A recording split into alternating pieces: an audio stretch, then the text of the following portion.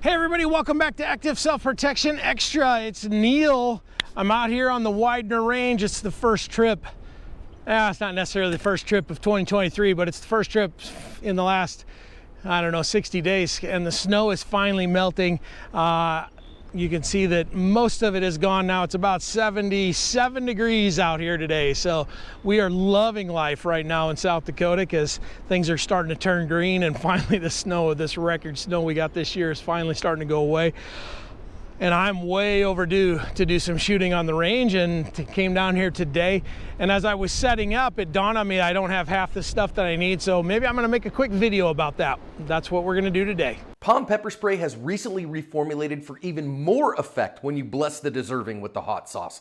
POM is what I use between a harsh word and a gun, and encourage everyone to do likewise. All right, so if you follow along, you know that we've had some pretty record snows, and I've been cooped up in the house doing dry fire, and not even doing near as much dry fire as I'd like, because we just launched our app, and I've been spending pretty much every free second I have working on that and getting it ready.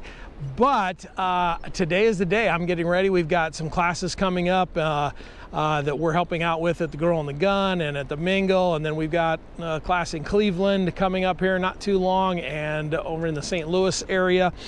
And you know, then the national conference will be on us before we know. And frankly, I just need to do some shooting, and I haven't done any for a while. So wanted to get down here and do this. And first thing I did is open up my box of my range box and find out all of the stuff that I left at the house. So I just wanted to make a really quick video, give you kind of an idea of the things that you need, and maybe put them in at least a list of priority as far as Neil is concerned. Your priorities may be a little bit different, but as far as I'm concerned, these are the most important ones. First one that I didn't find in my box was my hearing protection. I'm a big fan of the Sordens, and so didn't have those in the box. You can get a good set of hearing protection. Man, you can get a good set for less than $100 now. If you're gonna get them, get the gel. These gel cups, man, those make time on the range so much more enjoyable and comfortable. But I had taken those out for a different thing that we had done and left them up at the house. So I've already had to run back up the hill once to get those. Next thing, make sure you've got glasses. Those are the two things that protect you. You can't get your hearing back, and you can't grow your eyes back. If you have some trouble with that, that trouble stays with you the rest of your life. So take care of your hearing. And I know there's a lot of guys that go shooting with, they shoot outdoors, or when they go hunting, they don't use hearing protection, and I didn't for years either. So I'm not judging anybody.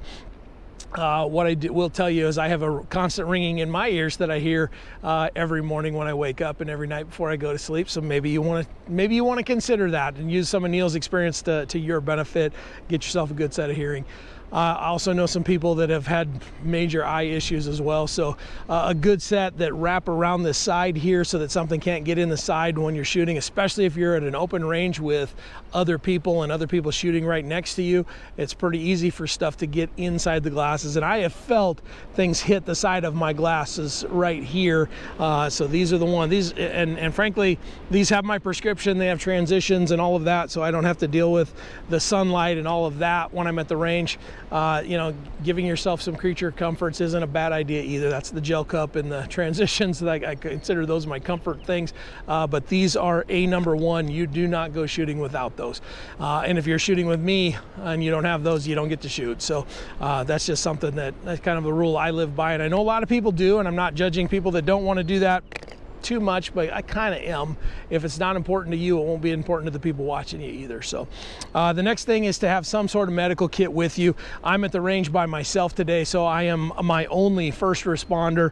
I've got my cell phone in my pocket. I've got this. I've recently updated everything, so I've got a couple of tourniquets in here and all this stuff that I need to deal with any kind of trauma. And this will be handy as I'm shooting today, and as I do some videos as well. You'll see those over the next few weeks. This will be sitting here probably on a table. The next thing that you're going to need, and again, I had to run back up the hill to get this, is make sure you bring your ammo. I opened up my range box and I thought everything was there, and I get down here and I had a couple of mags that were about half full, and all the rest of them were empty, and I didn't have any ammo. So I had to run back up the hill, grab some ammo. Not a big deal for me, but if you're driving half hour across town to a range or an hour or two across town, make sure you've got all of this stuff. And then along with the ammo is extra mags, so you have some stuff for training or fun fun. You know, sometimes we go to the range and have fun too. That's cool. But have a few extra mags and maybe even fill them at home. Then you don't forget the ammo. Ask me how I know. Maglula, so when I'm filling my stuff up, I can fill it up a little bit more quickly, and I save my thumbs a whole lot when I do that. The next thing is you need target stands and backers and all of that kind of stuff, which I did remember all of that.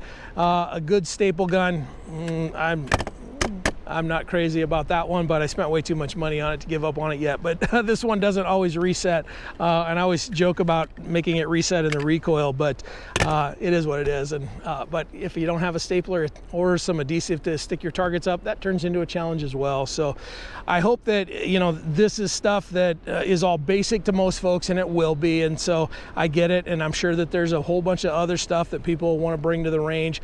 You know, something to drink, maybe a snack, and all of that kind of stuff. But the essentials are here. If you're going to go to the range and you're going to try to put some work in after you've done all that dry fire, get focused, make sure you've got all your stuff together. And it's springtime. A lot of us are getting to the range for the first time right now. And I know you folks down south have been shooting for weeks and maybe even months, but us northerners are just finally getting outside, and so I wanted to share this. So I hope this helps. If you've got stuff that you would add, throw them in the comments, and maybe it's stuff that I already got in the box. You know, and one thing that I don't have out here is a timer, which is in the box and that kind of stuff. So there are some other things as well. This isn't the only stuff you need, but it's a pretty good start. And if you're gonna do some work on the range, you gotta have this at least at a minimum. We'll see you next time.